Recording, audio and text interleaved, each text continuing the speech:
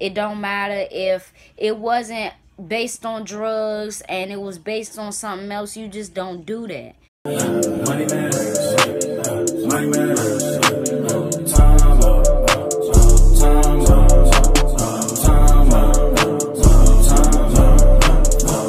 What's up, y'all? It's your girl theboctavia, and I am back with another video. Welcome to my channel, or welcome back to my channel if you ain't new. But to the people that is new, welcome. My name is theboctavia. I'm 23 years old and I'm from Washington, D.C. Before I start this video, let me say thank you so much to the people who supported my business in purchasing product. I really appreciate y'all supporting my dreams, supporting my vision, as well as supporting what I'm doing. I really do appreciate y'all. And also to the people who subscribe to my second channel, thank you so much. The second channel link will be in the description for everybody who needs it. Now, and this crystal that I have around my neck, but this crystal is a life crystal from Empress Hair Solutions, and they will be doing some rebranding soon. And I love these necklaces, you know. This crystal gives the energy of clarity and peace, and I really have been feeling protected. Y'all, no lie, I was down the street. I'm gonna put the screenshot of this, and I swear to y'all, it was a shooting not even 100 feet from where I was. And by the grace of God, we was out of the way, you know what I'm saying? Me, my child, and my sister, and we got home safe. But that really shook me to the core because we was so close to it. All three of us had on our crystals, and I really do believe that along with God, these crystals kept us protected and got us home. So with all of that being said, let's get into the video right now. So this video will be about Jam Master Jay. Everybody should know who Jam Master Jay is, but if you were born like in the late 90s, like extremely late 90s to the early 2000s, you may not know, and that's okay too. Jam Master Jay was a musician and DJ from Brooklyn, New York. He was the DJ to one of the most influential hip-hop groups in the 1980s, Run DMC. Now, Run DMC, the whole group was 3 people. Jam Master Jay being the DJ, Rev Run, well, he wasn't a reverend back then, but that's what I know him as, Rev Run, and Daryl DMC McDaniels. Like I said, Run DMC became one of the biggest hip-hop, the biggest influential groups in the 1980s, and they also are credited and praised for making hip-hop mainstream in the music industry.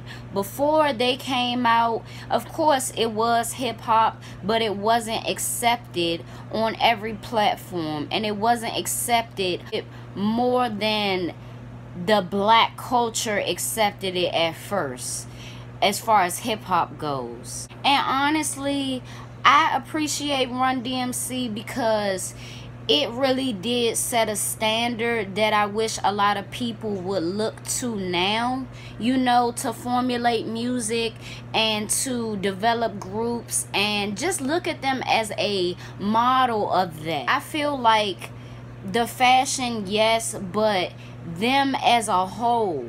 And they set this standard of hip-hop being sophisticated and hip-hop being more than what a lot of people at the time recognized it as, gangster rap. You know, it was more than that as far as Run DMC was concerned. Just after they graduated high school, Run DMC was formed, and Jason Mizell, aka Jam Master Jay, he agreed to DJ in this group because he wanted to be a part of it. You know, he wanted to be a part of this brotherhood that was more than, you know, just going out the street corners and hustling. He really wanted to be a part of this.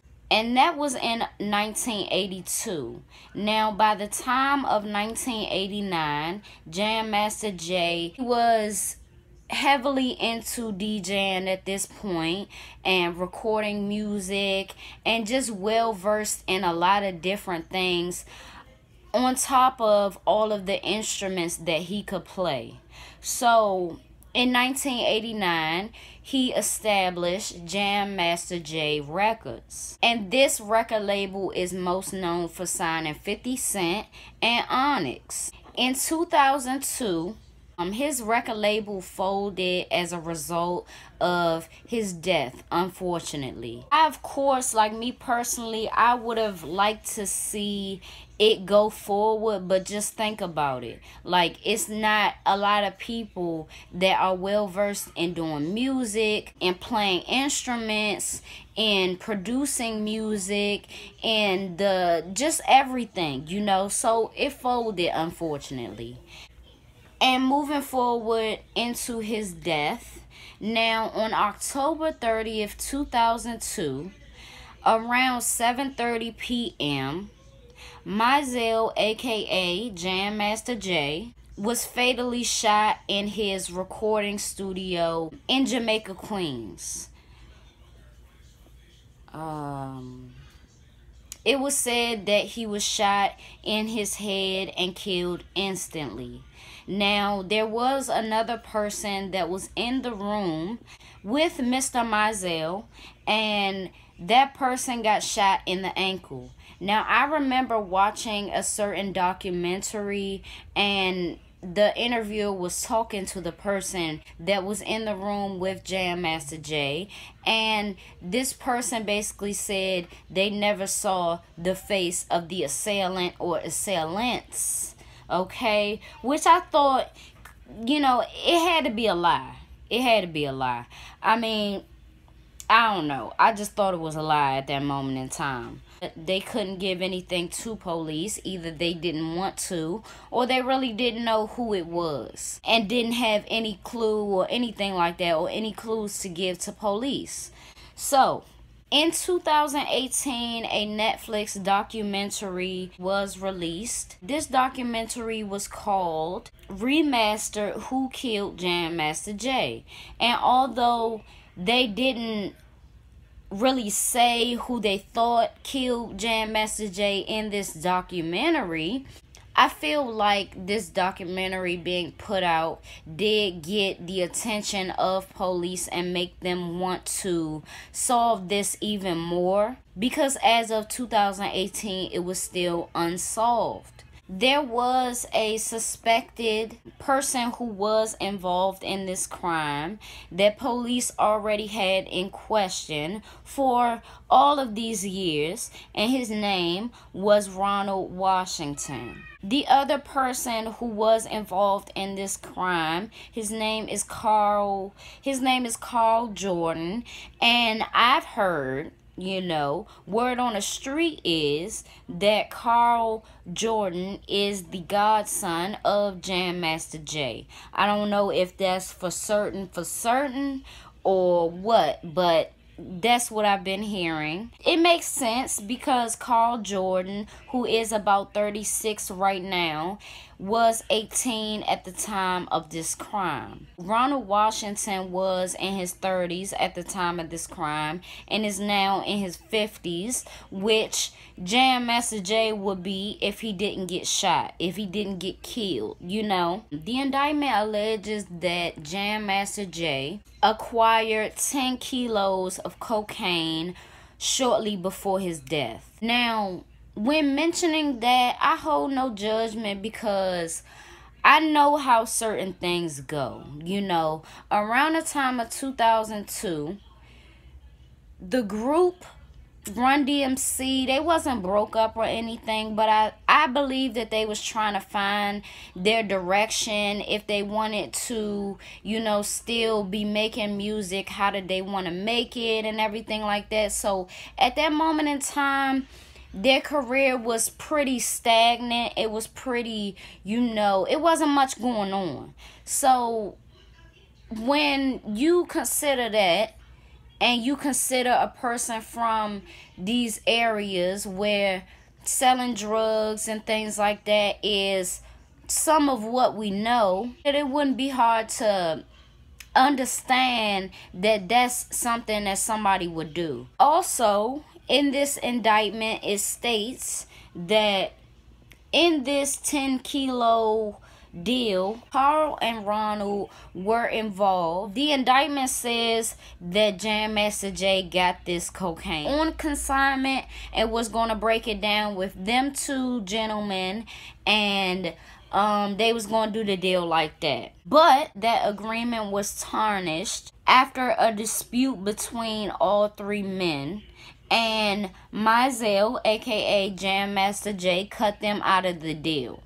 Now, this is why, allegedly, Jam Master Jay got killed. And like I said, very early in the investigation, Washington was considered a suspect and police was looking into it, but they didn't have much evidence. Very early in the investigation as well, Jordan became a potential suspect because there was a shooting that happened and Jam Master Jay's nephew got shot in the leg.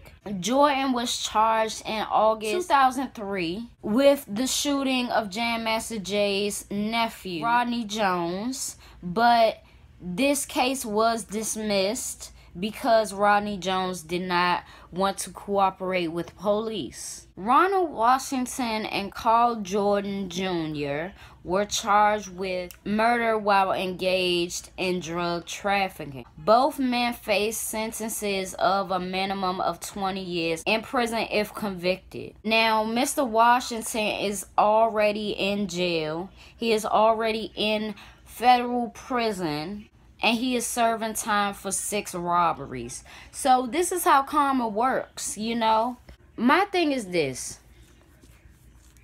I just find it very disgraceful, you know, especially if this was his godson. And that's not blood, but, you know, it's close enough where you should know better not to do anything like that. It don't matter if he cut you out of some deal. It don't matter if it wasn't based on drugs and it was based on something else. You just don't do that, you know. And look at how karma works. You know what I'm saying? I hope they get more than 20 years because think about it. This case is 18 years old.